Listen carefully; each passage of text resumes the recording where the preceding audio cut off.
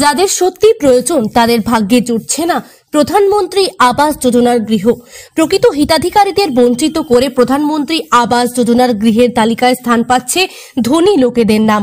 প্রধানমন্ত্রী আবাস যোজনার দুর্নীতি নিয়ে বিজেপি নেতৃত্বাধীন সরকার প্রথম থেকেই সরব হলেও কতিপয় দুর্নীতিগ্রস্ত লোকের কারণে প্রধানমন্ত্রী আবাস যোজনার গৃহ থেকে বঞ্চিত হচ্ছে প্রকৃত হিতাধিকারীরা।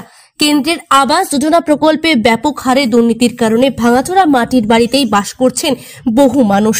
এর একটি জ্বলন্ত উদাহরণ দেখা গেল কাটিগড়া সমষ্টির কালাইনগাঁও পঞ্চায়েতের ব্রাহ্মণ গ্রামে। বিভিন্ন জনপ্রতিনিধির নিকট একাধিকবার আবেদন জানানো সত্ত্বেও 65 বছর বয়সী হতদরিদ্র দিনমজুর পবিত্র দাসের ভাগ্যে জোটেনি প্রধানমন্ত্রী আবাস যোজনার গৃহ। পবিত্র দাসের স্ত্রী অঞ্জনা দাস সংবাদ মাধ্যমের সামনে অভিযোগ করে বলেন, দাবি মতো উৎকোচ দিতে না পারায় বারংবার আবেদন জানানো সত্ত্বেও ওনাদের ভাগ্যে জোটেনি প্রধানমন্ত্রী আবাস যোজনার গৃহ। তাই নিরুপায় হয়ে অত্যন্ত দুঃখের কষ্টের মধ্য দিয়ে এই ভাঙা ঘরে দিন যাপন করছেন ওনারা। 2 পশলা বৃষ্টিতেই ওনাদের ঘরের ভিতরে হাঁটু জল হয়ে যায়। বেশি বৃষ্টি হলে তো আর বলেই লাভ নেই। এছাড়াও ঘরের অর্ধেক অংশের চাল প্রায় নেই বললেই চলে, যার ফলে বৃষ্টির সময় ঘরের ভিতরে ঝুমঝুমিয়ে জল পড়তে থাকে। ভোটের পূর্বে অনেক জনপ্রতিনিধিরা সরকারি ঘর পাইয়ে দেওয়ার প্রতিশ্রুতি দিলেও ভোটে জেতার পর এদের কাছ থেকে আর কোনো সাহায্য পাওয়া যায়নি বলে অভিযোগ করেন হতদরিদ্র অঞ্জনা দাস। নিরুপায় হয়ে অঞ্জনা দাস আসামের মুখ্যমন্ত্রী হেমন্ত বিশ্ব শর্মার নিকট একটি প্রধানমন্ত্রী আবাস যোজনার গৃহ মঞ্জুর করতে করজোড়ে আবেদন জানান। অন্যথায় ওনাদের মৃত্যু ছাড়া আর কোনো অন্য পথ থাকবে না বলেও জানান অঞ্জনা দাস। শিলচর প্রতিনিধি রিপোর্ট, নিউজ অবিকল।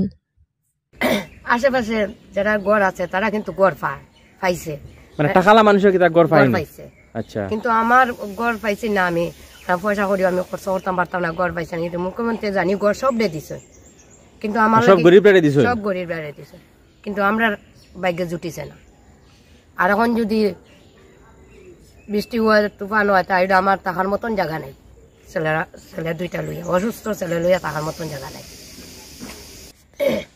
মুখ্যমন্ত্রী দৃষ্টি আকর্ষণ করি আমার একটা গড় দেন, নাইলে আমি তো আর একেবারে থাকার মতন ক্ষমতা আমার নাই, আর এখন মরতেও লাগবো আমার। অঞ্জনা দাস। এই গ্রামের নাম কিটা? ব্রাহ্মণ গ্রাম। অভিযোগটা কিটা তোমার? অভিযোগ হইল বহুত বছর থাকি মানে ওরা জলে ডুবিয়া গড় পড়িয়া যার গড় ঠিক করতে পারি না। একজন কামাইদার আজারিয়া কাম করেন। জামাইর নাম কিটা? পবিত্র দাস। কিটা কাজ করেন তাই? আজিরা কাজ করেন। আচ্ছা। আর ছেলে একটা অসুস্থ। মেম্বার পঞ্চায়েত হইতে বহুত বছর থাকি আমি একটা গড় হয় না, কিচ্ছু না। জল হইয়া সারলে তো কতটুকু জল হয়? বৃষ্টি দিলে তো কোমর জলের মতন হয়ে যায়। আর এমনি যদি মানে ফ্লাড হরে তো আর গড় টুল্লি লইয়া পর্যন্ত যায়, মানে টুলিল পর্যন্ত জল হয়ে যায়। টুল্লি পর্যন্ত জল হয়ে যায়।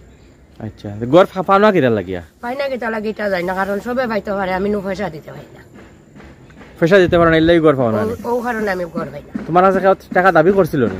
দাবি কিটা মানে মাটি দিয়ে তারা কইবা তুমি পারতাই না, মোটর তো খরচ দিতে পারতাই না, এটাও কই। আচ্ছা, খরচ দিতে পারতাই না, এলাই গড় পাও না? গড় পাই না।